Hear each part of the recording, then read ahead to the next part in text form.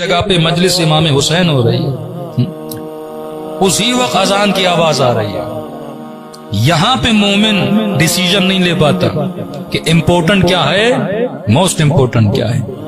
اسلام کہتا ہے نامحرم کو ہاتھ لگانا حرام ہے، لیکن ایک مرتبہ ایک خاتون پانی میں ڈوب رہی ہے، اب یہاں پہ میں نے کیا کرنا ہے؟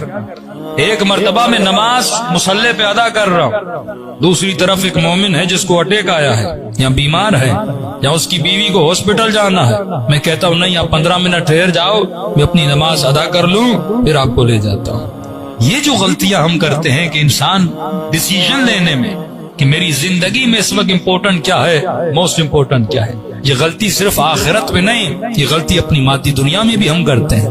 مثلا کل کسی کے ایک ہفتے کے بعد ایگزام ہے اور وہ بیٹھ کے کرکٹ کی میچ دیکھتا رہے، بیٹھ کے فلم دیکھتا رہے، یہ بولے کہ یہ دیکھ لیتا ہوں بعد میں پڑھائی کر لوں گا۔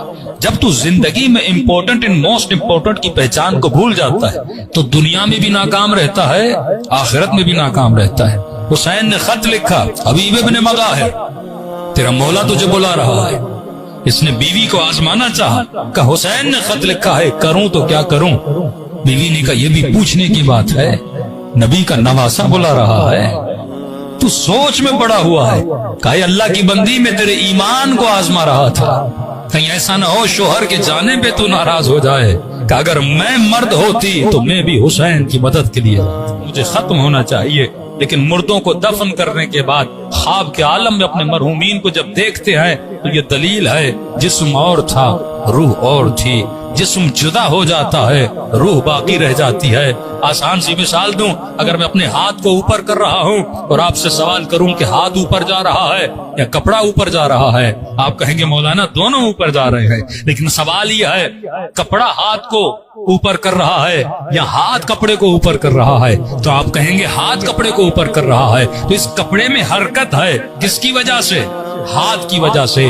جیسے یہ بدن کپڑے سے باہر نکل آیا، کپڑا بے جان ہو کے زمین پہ گر جاتا ہے، بالکل اسی طرح اگر تیرے بدن میں حرکت ہے، اگر تیری آنکھیں دیکھ رہی ہیں، اگر تیرے کان سن رہے ہیں، اگر تیری پلکیں چل رہی ہیں، تو یہ دلیل ہے کہ کوئی ہے جو اسے چلا رہا ہے۔ اور جیسے بدن جس طرح کپڑے سے نکلتا ہے، کپڑے کی حرکت تمام ہو جاتی ہے، اسی طرح جب روح بدن سے نکلتی ہے تو بدن بھی بے جان ہو جاتا ہے۔ تو اصل جو کمال ہے وہ کمال روح ہے، لیکن انسان جو غلطی کرتا ہے، یا آج کا فاسق، یا آج کا فاجر، یا آج کا راشی، یا آج کا زانی، جو گناہ پہ گناہ کر رہا ہے کیونکہ اس نے اپنے وجود کو جسم سمجھا، لہٰذا پوری زندگی جسم کی لذتوں کے پیچھے ہے، وہ روح کی لذتوں کو مالا مال نہیں کر پاتا۔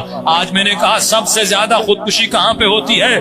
ویسٹرن ورلڈ میں ہوتی ہے۔ حالانکہ انسان اگر مال سے اسے سکون ملنا تھا، ان کے پاس مال بھی ہے، اگر اچھے گھر سے سکون ملنا تھا، ان کے پاس اچھے گھر بھی ہیں، وہاں لوڈ شیڈنگ نہیں ہے، وہاں گاڑی بھی ہے، وہاں سب کچھ ہے۔ جب چاہے انسان اپنی شہوت کو پورا کرے، گناہ کی آسائش موجود ہے، نشے کی آسائش موجود ہے، یہ کمپلیٹ جسے فریڈم بولا جاتا ہے، جو اس کے من میں آئے انسان کر سکتا ہے۔ لیکن اس کے باوجود بھی خودکشی کیوں کرتا ہے؟ کیونکہ دنیا میں تجھے سکون نہیں ملے گا جب تک تو اپنے روح کو سکون نہیں دے گا۔ بدن محدود لذت میں چلتا ہے، لیکن روح کو ابدی لذت چاہیے۔ لیکن ایک طرف آ جاؤ مسجد کوفہ میں، رات کی اندھیری رات میں علی مناجات امیر المؤمنین کو تو پڑھو، علی کو کیسا سکون مل رہا ہے، زندان شام میں زینب کو کیسا سکون مل رہا ہے۔ اصل وجود کو جو سکون ملتا ہے وہ اللہ کے ساتھ ربط و رابطے کے ساتھ سکون ملتا ہے۔ صلوات پڑھے محمد و آل محمد۔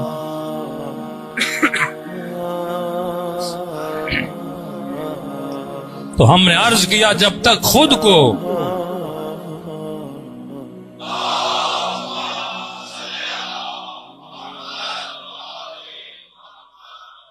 اب یہ جو ہم نے خود کو پہچاننا ہے، صرف روح کو نہیں پہچاننا، آپ نے جسم کو بھی پہچاننا ہے، کیونکہ آج کی نوجوان نسل کو بڑے شبہات میں ڈالا جا رہا ہے، اسی لیے میں سلیس کر کے سمجھانے کی کوشش کرتا ہوں۔